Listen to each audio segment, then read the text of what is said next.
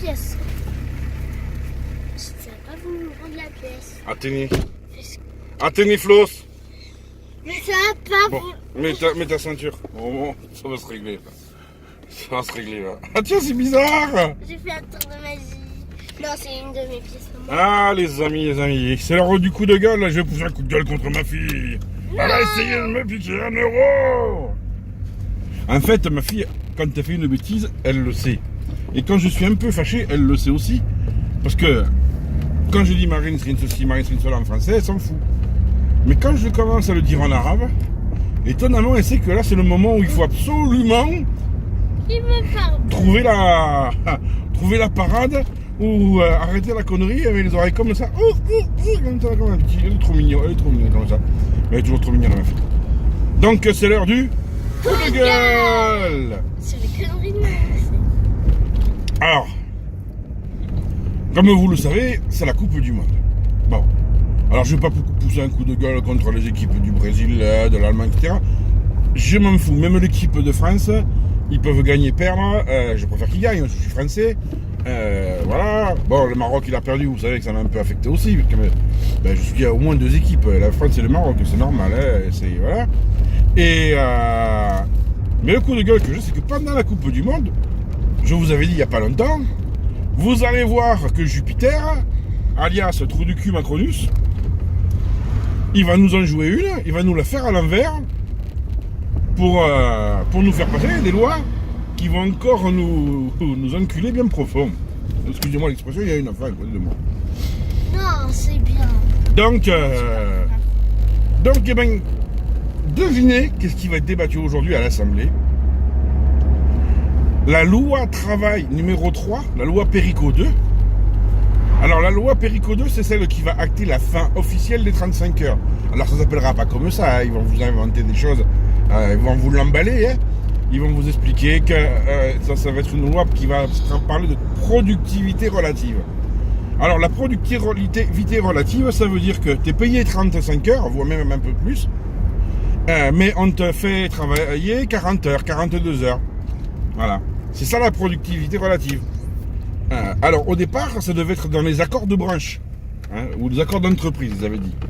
Et finalement, ils ont réfléchi que non, c'était pas top de faire des accords de branche, des accords d'entreprise comme ça, parce que les gens, ils risquaient quand même de ne pas être contents, et dans ce cas-là, le MEDEF n'aurait pas été content. Les MEDEF, c'est les patrons des patrons, hein. Enfin des grands patrons, hein, pas les petits patrons. Le petit artisan ou les petits patrons qui a 3 salariés, ce genre de choses, ça ne le touche pas. Hein. Et non. Lui, il préférerait que ses gars soient heureux qu'autre chose. Mais bon, ça, c'est... Les gens le comprendront un jour, peut-être. Hein. Et donc là, il va vous faire passer cette putain de loi, hein, que certains grands groupes ont déjà mis en place. Mais ils n'ont pas pu faire ce qu'ils voulaient, parce que la loi Perico 1 ne permettait pas d'aller aussi loin. Par exemple, je ne sais pas si vous savez, le groupe PSA, ils ont décidé de faire travailler les gens. Hein, ça c'est normal, vous me direz. Oui. Pour de l'argent. Hein. Mais les gens vont être payés 35 heures pour faire 37h30. Donc déjà, tu donnes 2h30 au gouvernement. Mais avec Perico 2, ils vont pouvoir dire, vous allez toujours faire 37h30 puisque vous avez signé 37h30. Mais 37h30, ça va pouvoir faire 41 ou 42 heures. Mais vous comprenez pas que 37 heures, ça fasse 40 heures. Non, mais ça, c'est des mathématiques politiciennes. Non, il y a des choses où un plus 1, ça fait 1, ou 2, ou 3. Et bien en politique, c'est encore pire. Tu vois, c'est un peu comme le système des actionnaires. Hein.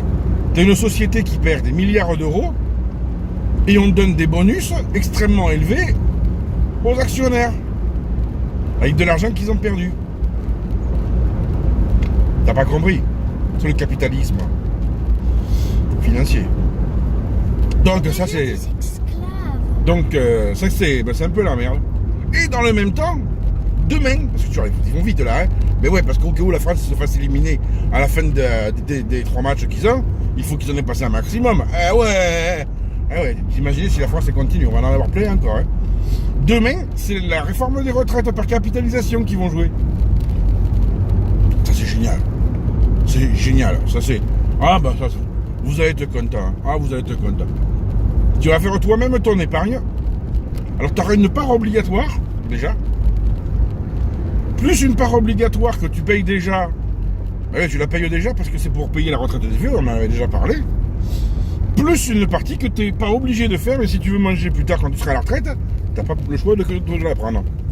Donc en gros, si tu gagnes 900 € à peu près, on va dire 1000 pour partir en roue, tu vas payer environ 70 € pour les anciens, 70 € pour toi, et si tu veux vraiment faire ta retraite, il va falloir que tu mettes environ 200 € pour ta future retraite.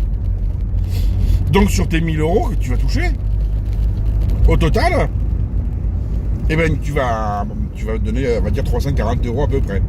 Voilà. C'est un exemple, hein, les chiffres sont pas justes, évidemment. Mais alors, par contre, c'est que tu vas mettre 200 € tous les mois. C'est-à-dire qu'ils vont te rendre 200 € tous les mois, hein, plus les intérêts. Alors, le problème, c'est comme les intérêts, en ce moment, ils sont autour de 1%. Quand tu as 200 €, ça te fait 201 € au bout d'un an. Hein. 202, pardon. Mais non, 0,1%. Oui, c'est à 201. Plus que 80. Non, ça te fait 200,20 centimes, excuse-moi. C'est tellement peu que même ma tête, elle n'arrive pas à le calculer.